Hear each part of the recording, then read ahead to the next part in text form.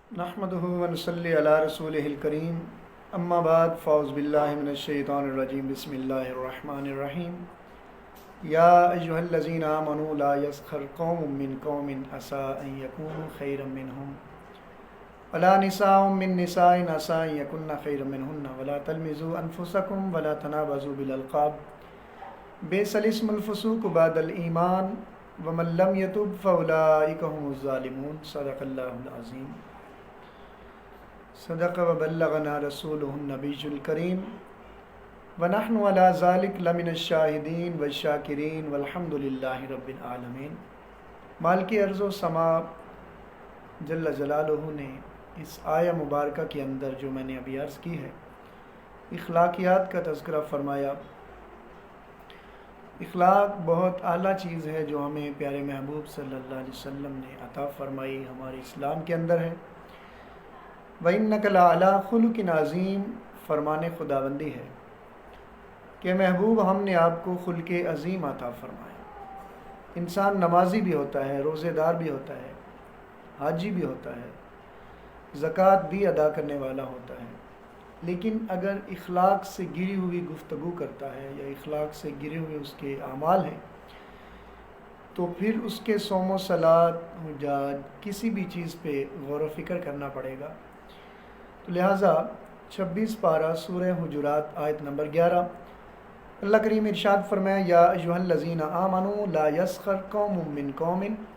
اے ایمان والو تمہارا ایک قوم کا آدمی دوسری قوم کے آدمی کو غلط مذاق نہ کرے۔ ہمارے ہاں یہ شیوا ہے ہمارا، ہم جس سے گفتگو کر رہے ہوں اور اس کو تنگ کر رہے ہوں، یا ہم نے کسی کو بہت زیادہ مذاق کیے ہوئے ہوں تو ہم بہت خوش ہوتے ہیں، یار ہم نے ایسے مذاق کیے، اس کو اتنا تنگ کیا بیچارہ بول نہیں سکا۔ یہ بری بات ہے، اللہ کریم نے اس سے منع فرمایا ہے، یا ایھا الذین آمنوا لا یسخر قوم من قوم، فرمایا کہ تمہارا ایک قوم کا آدمی دوسری قوم کے آدمی کو غلط مذاق نہ کرے۔ کس لیے نہ کرے؟ عسیٰ ان یکونوا خیرا منہم، شاید جس کو تم مذاق کر رہے ہو وہ تم سے بہتر ہو، اعمال کے لحاظ سے بہتر ہو، روحانیت کے لحاظ سے بہتر ہو، علم کے لحاظ سے بہتر ہو، عمل کے لحاظ سے بہتر ہو، تو یہ کتنا برا ہوگا کہ وہ خداوند کے کتنا قریب آدمی اور ہم نے اس کو تنگ کیا ہے ہماری زبان سے۔ ویسے بھی احادیث مبارکہ میں بہت زیادہ احادیث مبارکہ کے اندر یہ بات ہے کہ مومن وہ ہے، المسلم من سلم المسلمون من لسانہ و یدہ، مسلمان وہ ہے جس کی زبان اور جس کے ہاتھ سے تمام مسلمان محفوظ رہیں۔ تو ہماری زبان ہاتھ سے مسلمانوں کا محفوظ رہنا ہمارے لیے بہت ضروری ہے کہ ہماری زبان سے کوئی مسلمان تنگ نہ ہو، ہمارے ہاتھوں سے کوئی مسلمان تنگ نہ ہو، تو پھر ہمیں نماز میں بھی سکون ملے گا، صوم و صلات میں، رزق میں ہمارے برکتیں بھی ہوں گی، سب کچھ ہوگا۔ بہرحال اللہ کریم ارشاد فرماتا ہے کہ تم کسی کو غلط مذاق نہ کرو۔ ایک شاعر نے بھی اس کی ترجمانی کی ہے، وہ کہتے ہیں کہ کسی کے چہرے کی تحقیر نہ کرنا، پھرتا ہے زمانے میں خدا بھیس بدل کر۔ کوئی پتہ نہیں کس کو خدا بہت زیادہ پسند فرماتا ہے، تو ہم اس کے بارے میں ایسی بات کہیں جس سے اس کا دل دکھے، تو دل نہیں دکھانا چاہیے کسی کا، ہماری وجہ سے کسی کا دل دکھنا بھی نہیں چاہیے۔ تو خیر، آگے اسی آیت مبارکہ کے اگلے جملوں کے اندر اللہ کریم نے جو وعیدیں نازل فرمائی ہمارے اخلاقیات کے متعلق، جو ہمیں تلقینیں فرمائی ہیں، سماعت فرمائی ہے، فرمایا، یا ایھا الذین آمنوا لا یسخر قوم من قوم عسیٰ ان یکونوا خیرا منہم،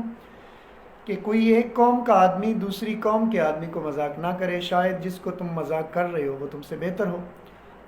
ولا نساء من نساء، کوئی عورت بھی کسی دوسری عورت کو غلط مذاق نہ کرے۔ کیوں؟ اس لیے عسیٰ ان یکن خیرا منہن، شاید جس کو وہ عورت مذاق کر رہی ہے وہ اس سے بہتر ہو اعمال کے لحاظ سے، اللہ پاک کی بارگاہ میں وہ کتنی ہی پسندیدہ ہو۔ تو اس سے عورت کو بھی گریز کرنا ہوگا کہ غلط مذاق کسی کو نہ کرے۔ ولا تلمزوا انفسکم، اور نہ ہی نفسوں کی ملامت کیجیے، کسی دوسرے کی ملامت کرنا، گلے شکوے، جس طرح ہم شکایتیں شروع کر دیتے ہیں، اسی طرح ایک ملامت بھی ہے، کسی کی ملامت نہ کریں آپ۔ ولا تلمزوا انفسکم، اگلا جملہ ولا تنابزوا بالالقاب، کہ کسی کو الٹ نام لے کے نہ پکاریں۔ جب بھی کسی کو پکاریں تو سیدھا نام لے کے پکاریں اس کا،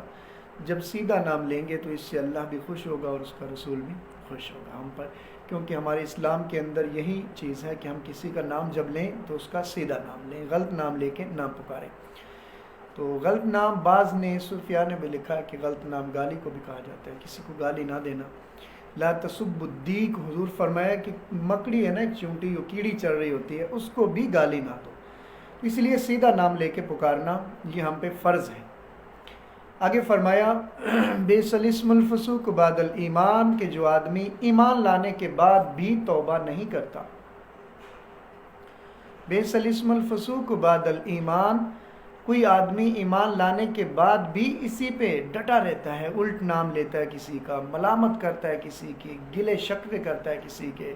مذاق میں تنگ کر دیتا ہے کسی کو، تو فرمایا ایمان لانے کے بعد یہ بہت بری بات ہے۔ ویسے لفظی ترجمہ اس کا یہ ہے کہ ایمان لانے کے بعد یہ بہت بڑی بدکاری ہے،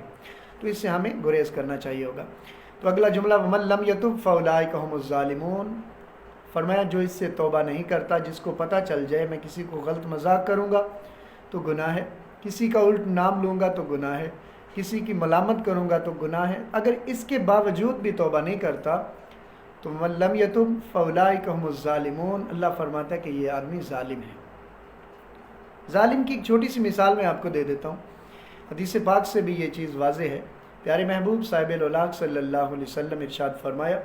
من مشى مع ظالم ليكويه وهو يعلم انه ظالم فقد خرج من الاسلام۔ حضرت اوس بن شرجل رضی اللہ تعالیٰ عنہ آپ بیان فرماتے ہیں کہ پیارے آقا صلی اللہ علیہ وسلم ارشاد فرمایا جو کسی ظالم کے ساتھ چلا،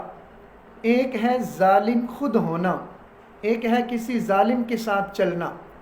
لیکویہ تاکہ اس کی طاقت زیادہ ہو جائے، وہو یعلم انہ ظالم، اور آدمی جانتا ہے کہ میں جس کے ساتھ چل رہا ہوں یہ آدمی ظالم ہے، اس کے باوجود اس کے ساتھ چلے، تو پیارے محبوب صلی اللہ علیہ وسلم ارشاد فرمایا فقد خرج من الاسلام، تو وہ آدمی دائرہ اسلام سے خارج ہو گیا۔ پیارے بھائیوں، اب یہ کتنی بڑی وعید ہے ہمارے لیے کہ جو آدمی کسی ظالم کے ساتھ چلتا ہے اس کے لیے یہ وعید ہے کہ وہ دائرہ اسلام سے خارج ہے، اور جو آدمی خود ظالم ہے اس کے بارے میں پھر ہمارا کیا خیال ہوگا، اس پہ ہمیں غور و فکر کرنا ہوگا۔ اللہ پاک ہمیں ظلم سے محفوظ فرمائے، ظالم بننے سے بچائے، اللہ پاک اپنا رحم و کرم فرمائے، اپنے حفظ و امان میں جگہ عطا فرمائے۔ وآخر دعوانا الحمدللہ رب العالمین۔ السلام علیکم ورحمۃ اللہ وبرکاتہ۔